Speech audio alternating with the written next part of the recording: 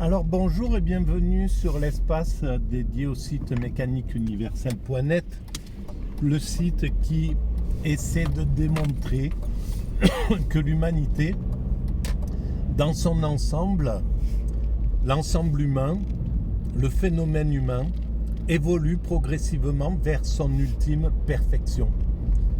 La paix universelle, un fonctionnement totalement écologique, un fonctionnement universel, c'est-à-dire la fin des frontières, la fin des nations, du système des nations. Chacun gardera sans doute pour longtemps encore ses appartenances religieuses ou nationales ou régionales, ou voilà, parce c'est évident qu'on est d'un pays, d'une tradition, et c'est des appartenances qui nous rassurent, qui nous font du bien de nous sentir ardéchois pour moi par exemple, ou encore dans une plus lointain des origines italiennes, etc. Bon bref, ces appartenances sont là, mais elles sont plutôt folkloriques déjà, elles commencent à être folkloriques, et je pense que en allant vers l'universalité, ça deviendra de plus en plus un folklore, c'est-à-dire quelque chose qu'on offre aux autres, qu'on offre nos particularités. On n'en fait pas un objet de différent de nos différences. C'était une phrase que j'avais écrite il y a très très longtemps dans un petit texte: ne fais pas de ta différence l'objet d'un différent. Voilà, dans une petite poésie que j'avais écrite. Et en fait, c'est ça. On va vers ce moment où on ne fera plus de notre différence l'objet d'un différent. Voilà, on ne se réclamera pas comme on le voit encore, hein, les esprits qui sont un peu bloqués sur leur appartenance. Moi je suis meilleur qu'eux, etc. Ce genre de choses qu'on sait insupportable, hein. C'est souvent ce qu'on dit même des Français quand on généralise un peu comme ça, quand ils sont à l'étranger, ils sont un peu, etc. etc. Voilà, avec un orgueil un peu mal placé. Eh bien, je pense que ça, c'est en voie d'extinction. Et ça, il n'empêchera que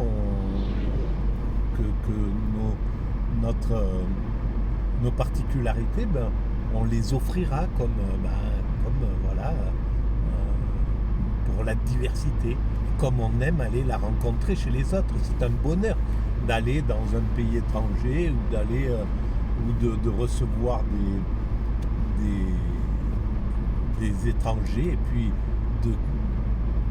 d'apprécier leur particularité, d'être curieux d'autrui.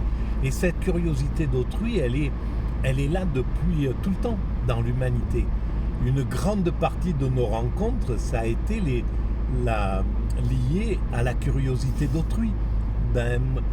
Quand j'ai interrogé mon père, qui était né en 1910 et qui était venu en 1920 en fraude d'ailleurs, en passant avec un passeur par les Alpes, dans l'hiver. Ils étaient passés, lui et son père, pour venir travailler en France, à Nice à l'époque. Et à Nice, tous les patrons venaient de France, de toute la France, pour récupérer ces ouvriers. Il devait manquer des ouvriers, il devait manquer de main-d'œuvre.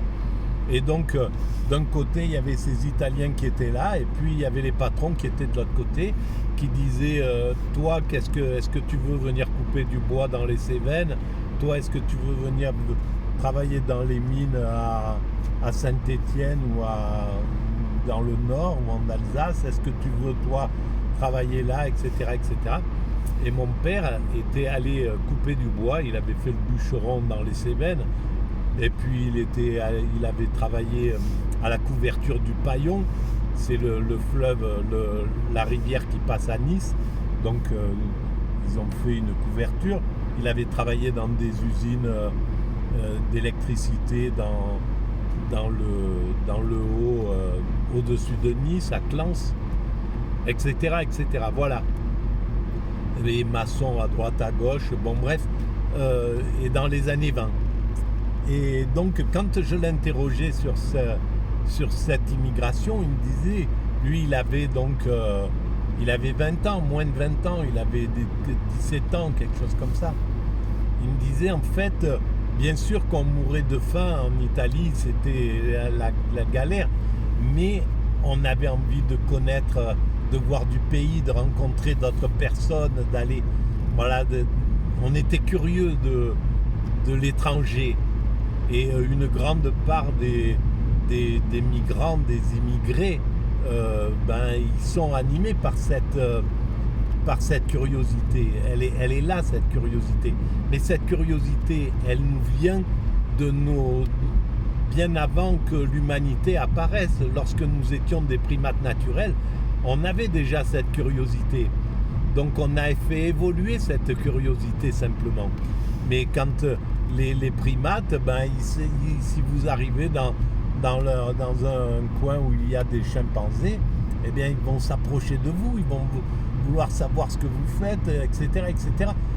Donc cette curiosité, elle est inhérente à la vie en réalité, à une grande partie de la vie. Quand la vie, elle dépasse la peur, eh bien il y a la curiosité de l'autre qui est en jeu. Voilà.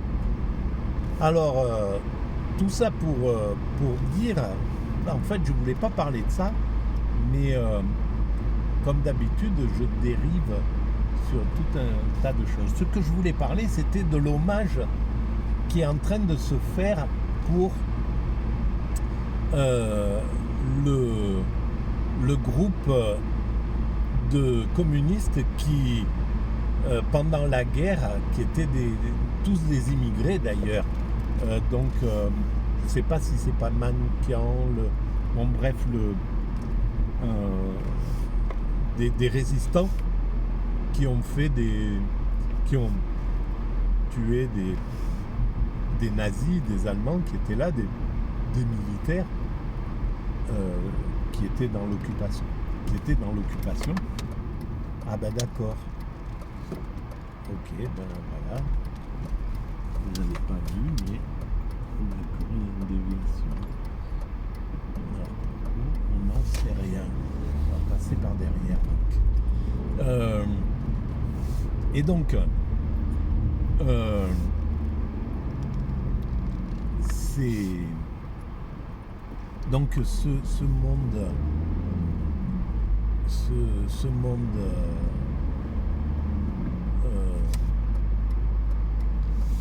donc ce monde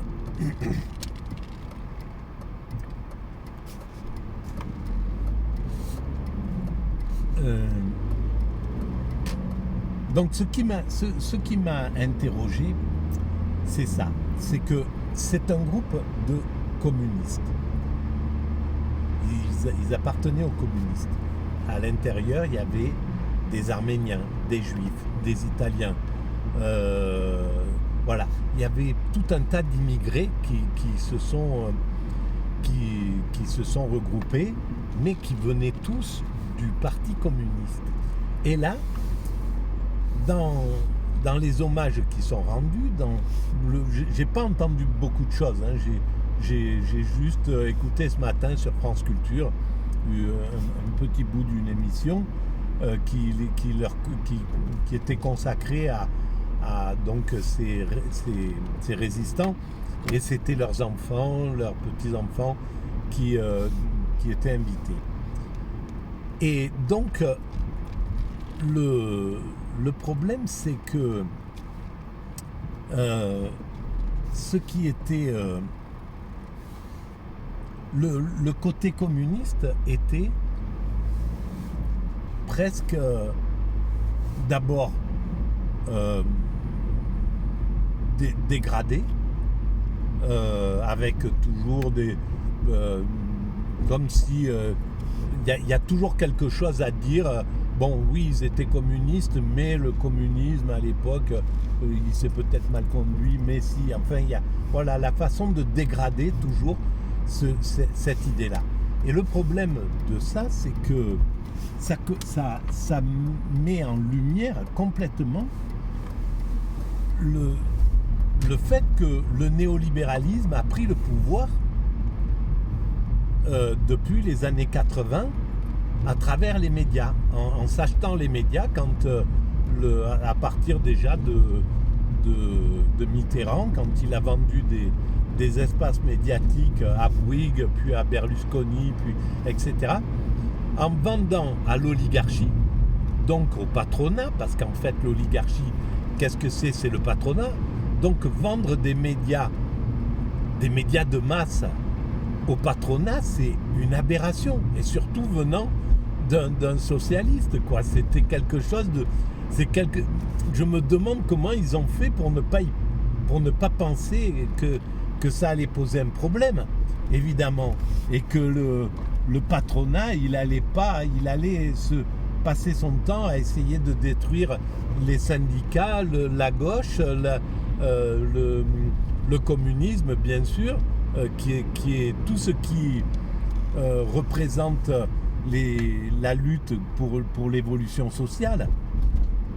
Donc qu'il allait passer son temps à faire ça, et c'est ce qu'il a fait depuis 30 ans. Il ne fait que ça.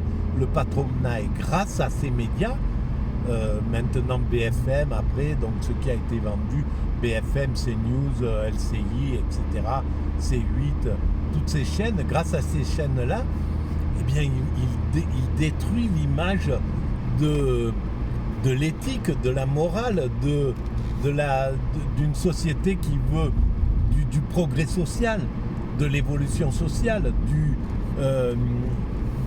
partage, de l'égalité, de la fraternité, toutes ces grandes valeurs qui sont portées par le communisme, qui étaient portées par le communisme et puis par le socialisme, etc., et puis par les autres partis, évidemment, mais qui étaient pointus à ce niveau-là, eh ben, il s'acharne à les détruire.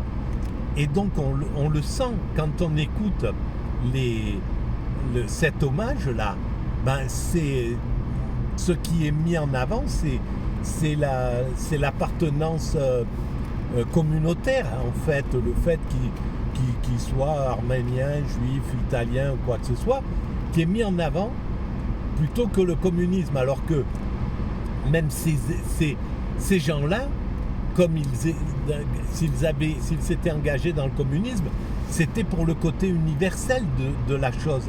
C'était pas pour prôner leur appartenance religieuse. Je pense qu'aucun n'aurait dit moi je suis pro ci, pro ça, etc. Au contraire, à cette époque-là, ils essayaient de faire fusionner leur appartenance particulière au sein de l'idéologie communiste qui était universelle, qui prônait l'universel, qui prônait la fraternité absolue entre les peuples, etc., etc. Et là, c'est clair que ça montre vraiment où nous en sommes. Et ça, c'est révoltant pour quelqu'un qui a une vision universaliste.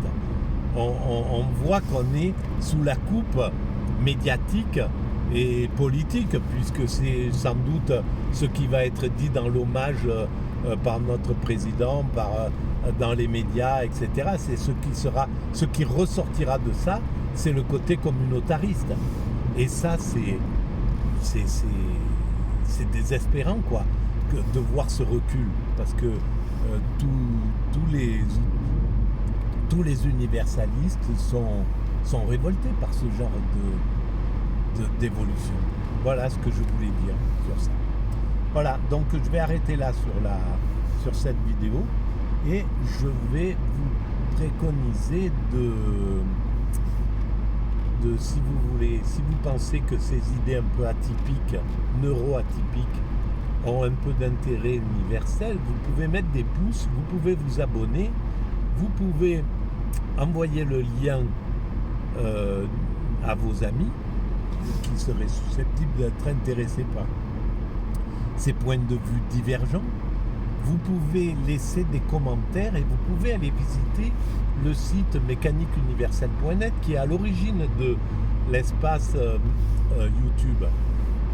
Donc c'est un site qui est sur Internet que j'ai posé il y a 23 ans maintenant et qui éclaire toute la théorie dont je parle, cette évolution vers la perfection, vers la fraternité, la paix, etc., qui prendra encore quelques siècles d'évolution, mais je fais toute l'explication, toute la genèse de cette théorie. Voilà. Donc vous pouvez aller visiter, il y a toujours un lien sur les espaces, sous les vidéos qui sont commises. Voilà. En tout cas, je vous remercie de votre écoute et puis je vous dis à très bientôt. Voilà. Merci.